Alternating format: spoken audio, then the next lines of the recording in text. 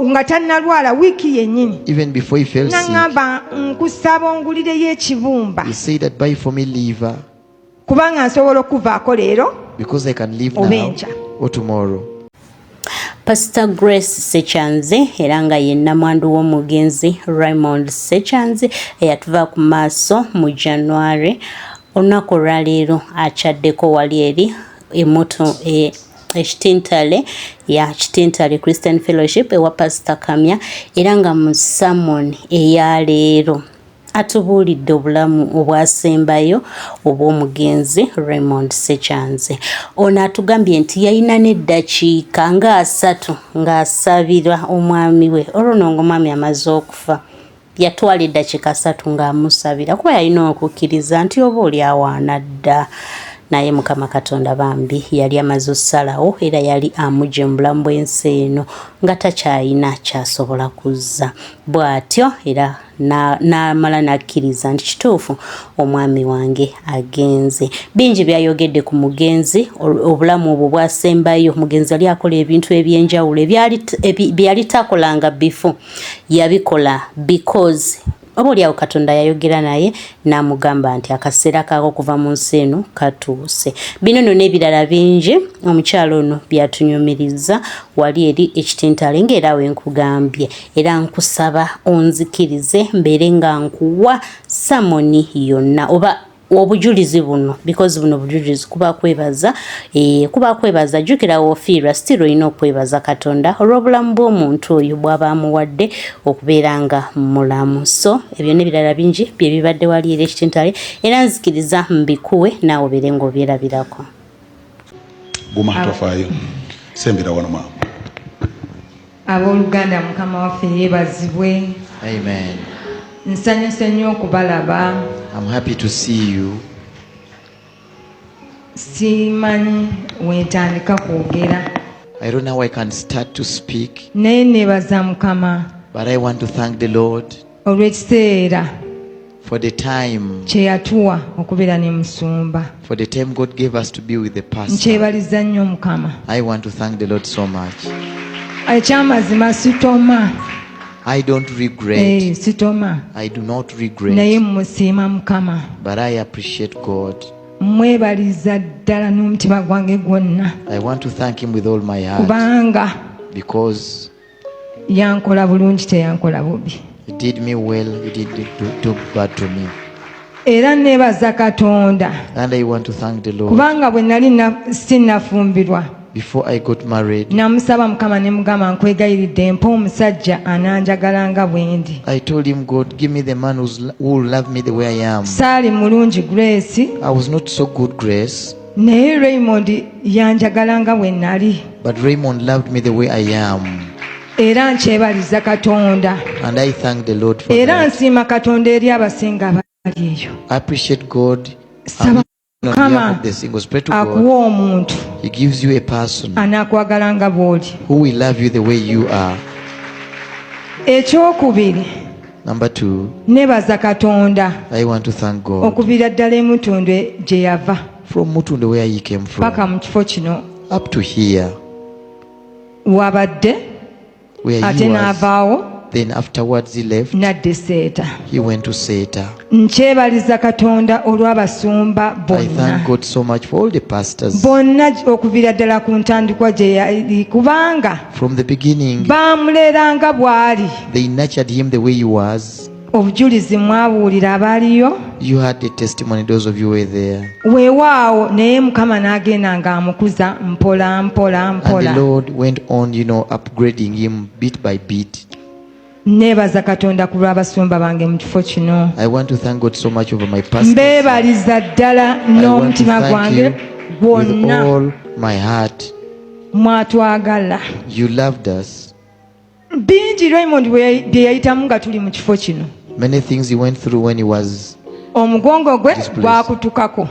he got Gwaseesetuka. a problem with his Ne tubeera spinal nga cord. tasobola nga n'okumugira okuteekako akananka ku lugoye nga tosobola mukwatako. He never even wanted even him to be touched. N'atuuka n'abeera n'ekizimba bamujjana ku kituuti wano okumutwala omulongoosa. He reached a time he had a tumor and he was gotten from the pulpit to Ebintu be bingi operated. challenges nyingi ze yayitangamu nga tuli wano. Many challenges he went through. Emmotoka when we were here. n'emukuba ng'atuta abaana ba Sunday school e Jinja. When we had traveled to Jinja, he got knocked down by the Byonna car. yabiyitamu wano. He went through all that. Abaagalwa saamanyaako n'olunaku n'olumu Beloved, I didn't know any nti day omusajja oyo alinvaako. that this man will ever. Abaagalwa saamanyaako n'olunaku n'olumu Beloved, I didn't know any nti day omusajja oyo alinvaako. that this man will ever leave. Kubanga ekyo ekya sukaali ne pressure saabityanga. You know, for Nagambanga ne ngamba oba biri pressure, yabiyitamu. I said if he went through the Ne other kino ajja kukola ki? we'll also overcome this. Ajja kiyitamu.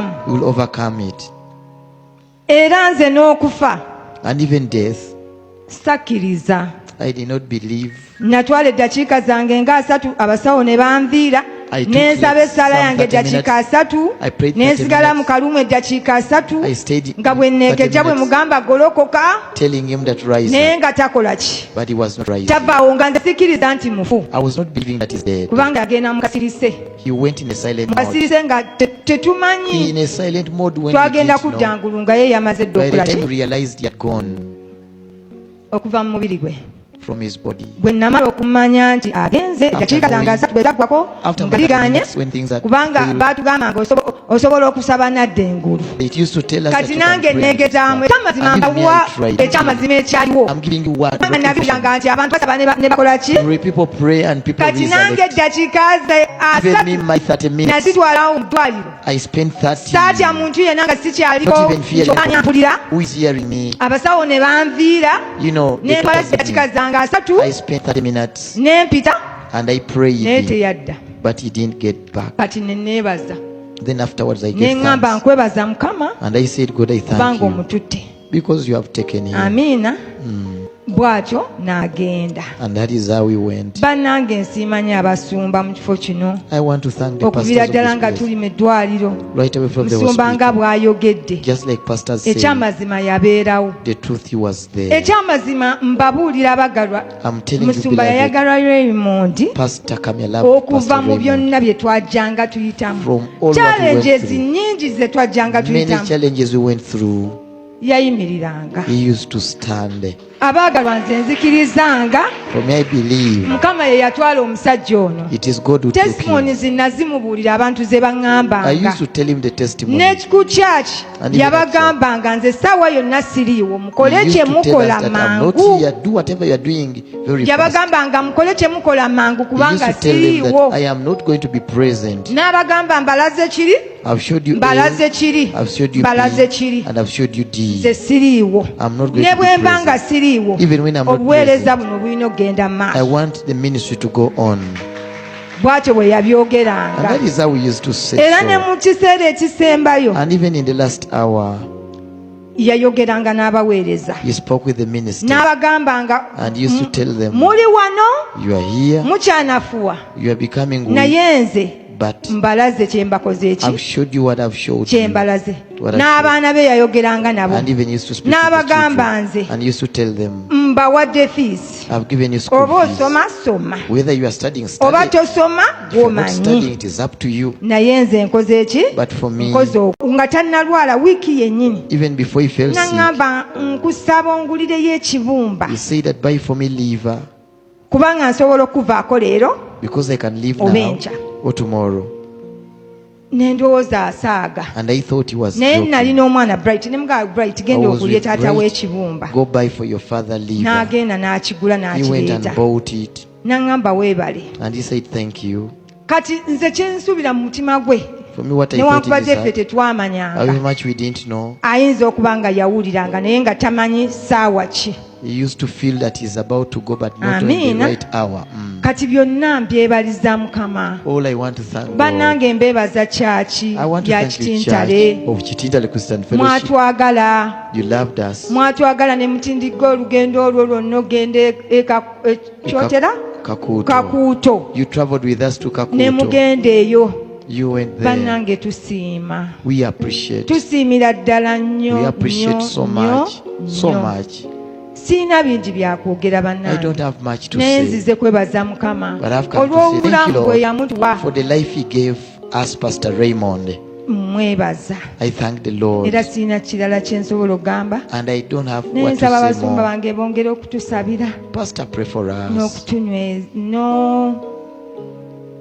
n'okwongera okutubeera Continue and okutuzimba build us, kubanga Pastor. tukyali We are still young. bato We are still young. paka bwe tulituuka Up to when Mukama we shall gy'ayagala reach to where tutuuke God wants us to reach. n'olw'ebigambo ebyo And for those words, mbeebaza I thank you. timwebale nnyo mwebalire ddala Thank you so much. byebyo ebigambo byange And those are my words.